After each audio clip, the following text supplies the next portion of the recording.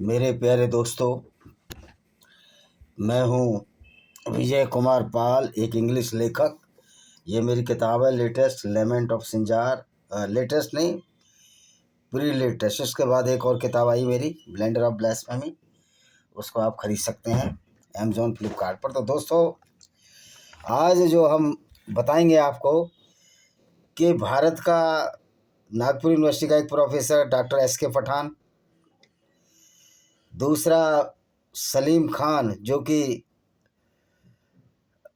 सलमान खान के पिताजी हैं, वो कितना बड़ा झूठ कपिल शर्मा के शो में बैठकर बोल रहे थे। वो कह रहे थे कि रसूलुल्लाह मोहम्मद का जो सबसे बड़ा एट्रीब्यूट था या जो गुण था वो माफ़ करते थे।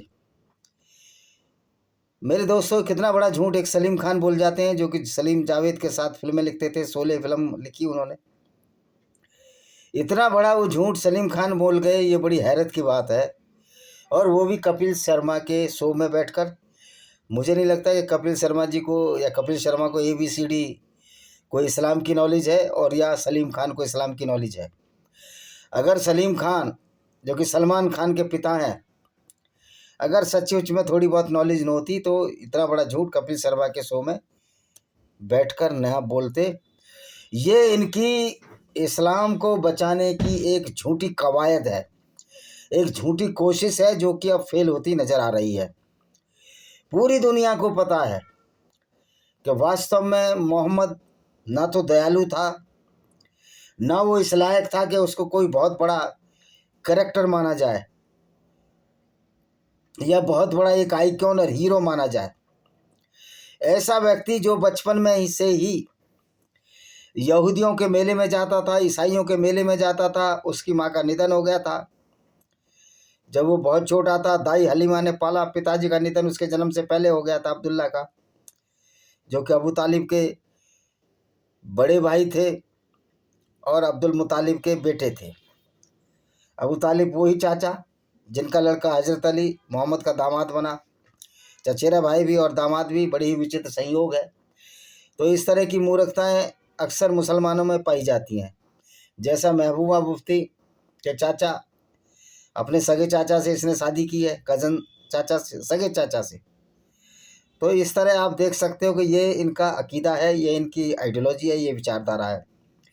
उससे किसी को फ़र्क नहीं पड़ता तुम आपस में शादी करो, जेनेटिकली कमज़ोर हो, मेंटल रिटायर्ड हो। वस्तु तो उससे तो दुनिया का फ़ायदा ही है। क्योंकि जो कौम जो मोहम्मद ने बनाई, जिसको हम मुसलमान के नाम से जानते हैं, इतनी ब्रेन वाश्ड कौम है। इनको कितना भी समझाओ ये समझने में नहीं आते, समझबाज नहीं आएंगे, अपने मोहम्मद की उसी सुन्नत को मानेंगे। तो दोस्तों, ये जो सलीम खान ने बोला, सलमान खान के फादर ने, कि मोहम्मद का गुण था छोड़ना, फॉरगिवनेस, बिल्कुल झूठ है। सच्चाई ये है कि मोहम्मद तो कातिलों का कातिल है, हत्यारों का सरगना है, हत्यारों का शहंशाह है, जिनको कि हम इस्लाम के पैगंबर के नाम से जानते हैं। यद्यपि वो बात है कोई झूठा पैगंबर था, वो कोई के पैगंबर नहीं था, कोई अल्लाह नहीं था। अल्लाह उसने अपने फ़ायदे के लिए बनाया। यानी यहाँ भी झूठ। अगर अल्लाह पहले ही से था तो वेदों में अल्लाह का नाम क्यों नहीं है? यहूदियों की धर्म पुस्तक तोरा में उनका नाम क्यों नहीं है? और बाइबल की, ईसाई की न्यू टेस्टामेंट, ओल्ड टेस्टामेंट में उसका कोई नाम नहीं है। क्योंकि अल्लाह, जो कि इस्लाम का अल्लाह है, वो बहुत बाद में आया। उसको मोहम्मद ने अपने फ़ायदे के लिए बनाया। उसकी क्रूरता मोहम्मद की के बारे में मैं आपको बताना चाहता हूँ। वो कितना क्रूर था और कितना व्यभिचारी था, कितना लोगों को परेशान करता था, और किस तरह वो धन का लालची प्रवृत्ति का व्यक्ति था। तो दोस्तों, जब अल्लाह ही है नहीं, ईद इसलिए मनाई जाती है कि इस महीने में कुरान की पहली आयत सूरह अल-बकरा की 5 आयतें निकली। तो भाई वो आयत अल्लाह कैसे भेज देगा जब अल्लाह है ही नहीं? तो ईद मनाना मूर्खता है, निरर्थक है, कोई फ़ायदा नहीं है, इसका फैलेसी है। और वो ऐसे पैगंबर मोहम्मद के नाम पर जो कतई भी दयावान नहीं था, ना इनका अल्लाह दयावान। अल्लाह को हम क्या बोले? अल्लाह तो एक झूठ है, एक फैलेसी, एक कल्पना, इमेजिनरी है। तो उसके बारे में तो कुछ भी बोलोगे तो आप प्रूव नहीं कर सकते। लेकिन मोहम्मद तो पैदा हुआ था, मोहम्मद अपने माता पिता से पैदा हुआ था, वो बायोलॉजिकल है। लेकिन मोहम्मद से भी बड़े पैगंबर हमारे मोदी जी हैं। ये मैं सार्केज्म कह रहा हूँ, ये सब्जेक्ट थोड़ा अलग है, लेकिन चलते चलते ये बताने में कोई बुराई नहीं है। तो मोहम्मद से बड़ा नॉन बायोलॉजिकल अगर इंसान है, ये पूरी दुनिया में जो नॉन बायोलॉजिकल है, हमारे आदरणीय प्रधानमंत्री नरेंद्र दामोदर दास मोदी हैं, जो ये कहते हैं कि मैं नॉन बायोलॉजिकल हूँ। तो ये बड़ा ये सातवां आश्चर्य है। गो कि मैं मोदी जी के खिलाफ नहीं हूँ, लेकिन उनकी कुछ पॉलिसियों के खिलाफ हूँ, वो अगले वीडियो में बताएंगे हम आपको। तो मोहम्मद जैसा कातिल, दुराचारी व्यक्ति और व्यभिचारी व्यक्ति कोई हुआ नहीं मोहम्मद साहब जैसा। मोहम्मद ने बहुत सारे लोगों को कत्ल कराया, और जो कहते हैं कि मोहम्मद फॉरगिवनेस दयालु प्रवृत्ति के व्यक्ति थे, बिल्कुल झूठ और फ्रॉड है। मोहम्मद ने असवा बिन्त मरवान को, एक कवित्री को, सिर्फ इसलिए मरवा दिया कि वो मोहम्मद के खिलाफ कविताएं पढ़ती थी। मोहम्मद का जो करैक्टर था उसको लुटेरा बताती थी, उसको कामिक और व्यभिचारी, बहसी और दरिंदा बताती थी। क्योंकि जब मक्का से मोहम्मद मदीना चला गया, इसको यह खदेड़ दिया गया, या इसके झूठ बोलने की आदतों से इसको मक्का वाले ना पसंद करते थे, तो मजबूरन इसको मदीना जाना पड़ा। लोग कहते हैं कि इसको कत्ल करते थे, कोई डर नहीं था। अगर इसको कत्ल करते तो जब ये मक्का में 10 साल रहा, एक झूठे अल्लाह के नाम पर जो फ्रॉड चलाया, जिसको इस्लाम के नाम से जानते हैं, 83 लोग इसके साथ थे, इसका किसी ने कत्ल नहीं किया। बल्कि मोहम्मद के चाचा को मक्का के लोगों ने बताया कि मोहम्मद के चाचा उस मक्का में जो आज काबा है, जो इस्लामिक गुंडागर्दी का प्रतीक है, जिसको कि मोहम्मद ने बहुदेववादियों यानी कि बहुत मूर्ति पूजक लोगों से 630 में अटैक करके छीन लिया मोहम्मद ने, और इसने 610 में इस्लाम को लॉन्च किया था मक्का में। तो ये मक्का में जब झूठ बोलता था, तो भाई अगर इसको कत्ल करना होता तो 83 लोग इसके साथ थे, तो मक्का के लोग कत्ल कर देते।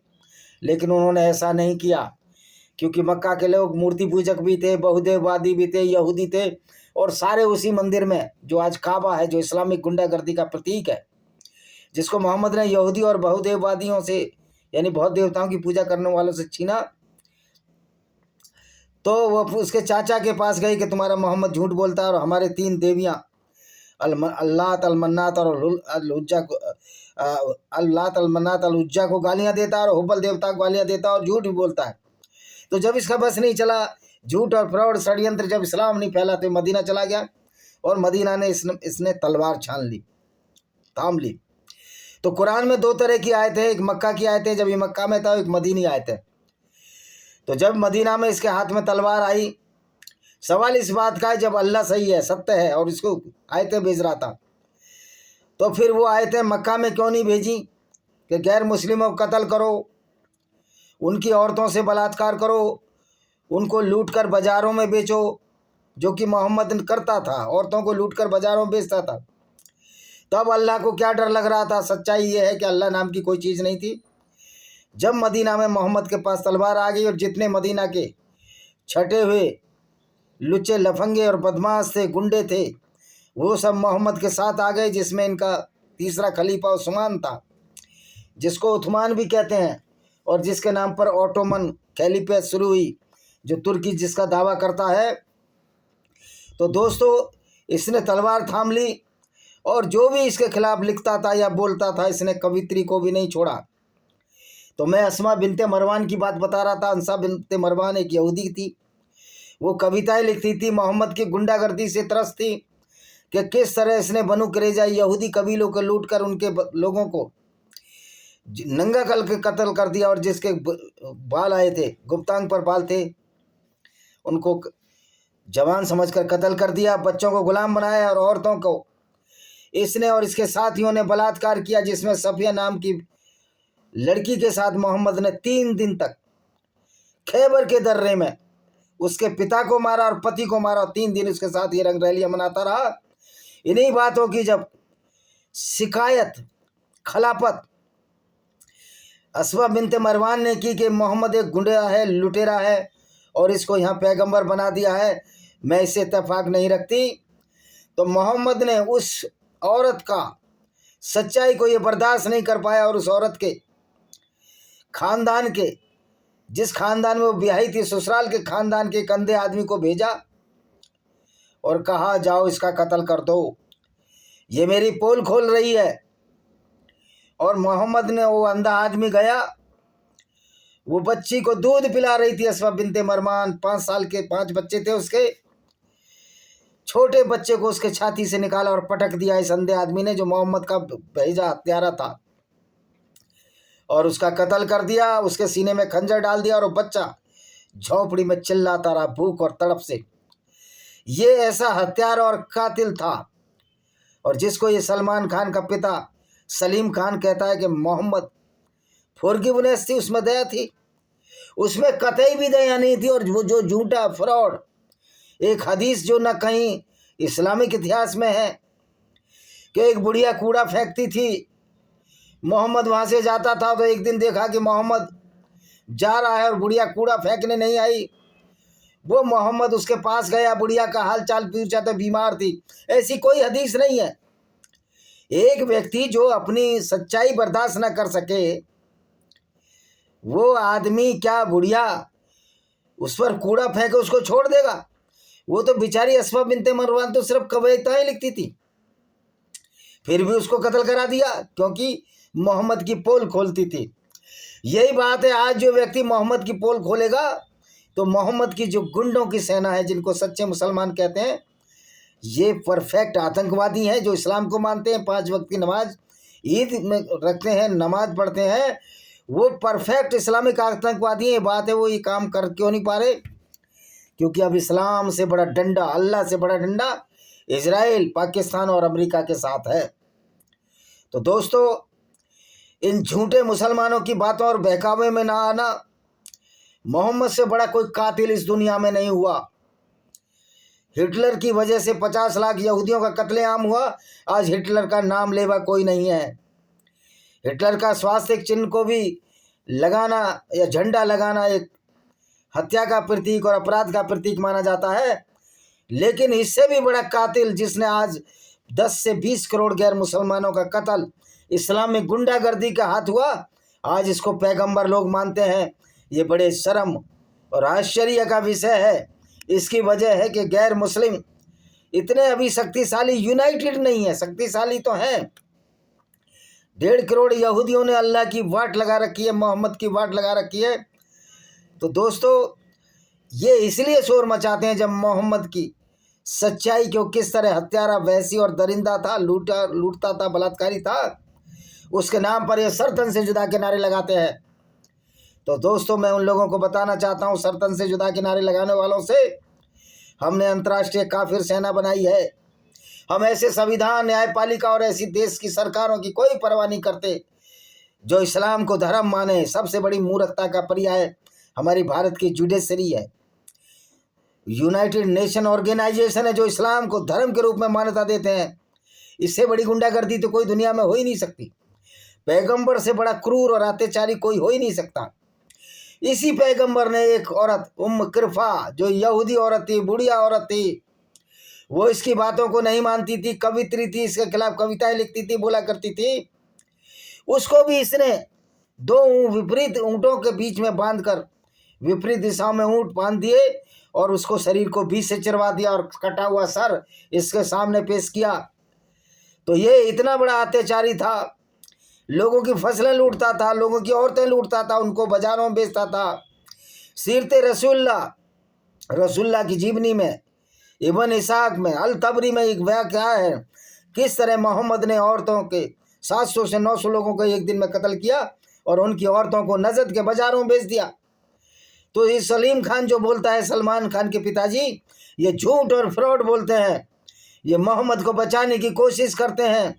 और आप तो बड़ी मज़ेदार चालाकी ये है कि ये हदीस और कुरान को तो नहीं बदल सकते, क्योंकि हमने हदीसें खरीद ली हैं, कुरान भी हमने खरीद ली है।